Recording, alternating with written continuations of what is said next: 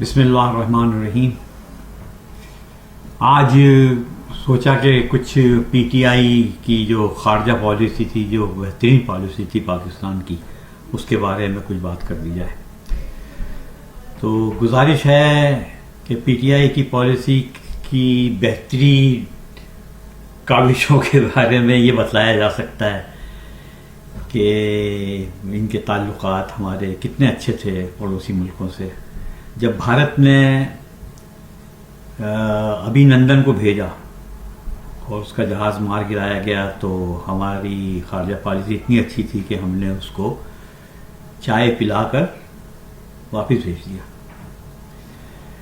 اس کے علاوہ جب بھارت نے کشمیر کے وہ کوئی پتہ نہیں کیا آئین میں 370 یا کوئی اور نمبر تھا یاد نہیں، اس کے تحت کشمیر کو اپنا بنا لیا، تو ہماری خارجہ پالیسی اتنی اچھی تھی کہ ہم نے کہا کہ ہم اس پہ کوئی بلکہ بس ہم نے کیا کہا، اسمبلی میں خود وزیر اعظم نے کہا کیا تم چاہتے ہو میں حملہ کر دوں، اور پھر اس کے لیے لیکن بہرحال کچھ تو فیس سیونگ بھی کرنی تھی، تو کہا کہ ایسا ہے کہ ہم آدھا گھنٹہ روزانہ احتجاج کریں گے.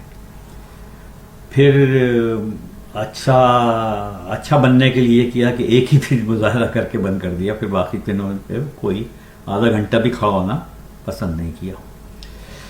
اسی طرح سے جب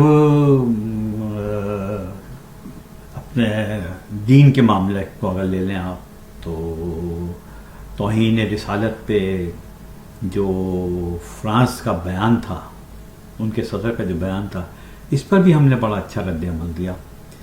ہمارے وزیر اعظم نے کہا کہ اگر ہم سفیر کو نکال دیں تو اس سے ہمارے تعلقات خراب ہو جائیں گے. اچھا، سفیر کا بھی بڑا دلچسپ یہ ہے کہ سفیر پاکستان میں تھا ہی نہیں اس وقت، تو اس کے باوجود انہوں نے کہا کہ اگر ہم اسے نکال دیں گے تو ہمارے تجارتی تعلقات ہیں، دوسری ہماری اور یورپ کے ملکوں سے ہمارے معاملات ہیں وہ خراب ہو جائیں گے، اس لیے ہم توہین رسالت کے اوپر کوئی احتجاج نہیں کریں گے. تو یہ آپ دیکھیں، دو تین چیزیں ایسی ہیں کہ جس سے ظاہر ہوا کہ ہم کتنا درگزر سے کام لیتے ہیں.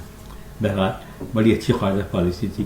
پھر ایک اور بڑی اچھی بات یہ تھی کہ عوام میں بھی بڑا اچھا اس کا رد عمل تھا. رد عمل نہیں بلکہ عوام کے لیے بھی ان کے پاس بڑے اچھے تعلقات تھے کہ ہماری وہ حریم شاہ جو تھی وہ جب چاہتی تھی منہ اٹھا کے لات مار کے دروازہ کھول کے وزارت کا اندر چلی جاتی تھی اور وزیر خارجہ کی ٹیبل پر بیٹھ کر ٹیلی فون سے کھیلتی تھی. اس کی ویڈیو بھی موجود ہیں کافی. تو بہرحال دیکھ لیں کہ پڑوسیوں سے نہیں بلکہ عوام سے ہی بڑے اچھے تعلقات رہے ہیں.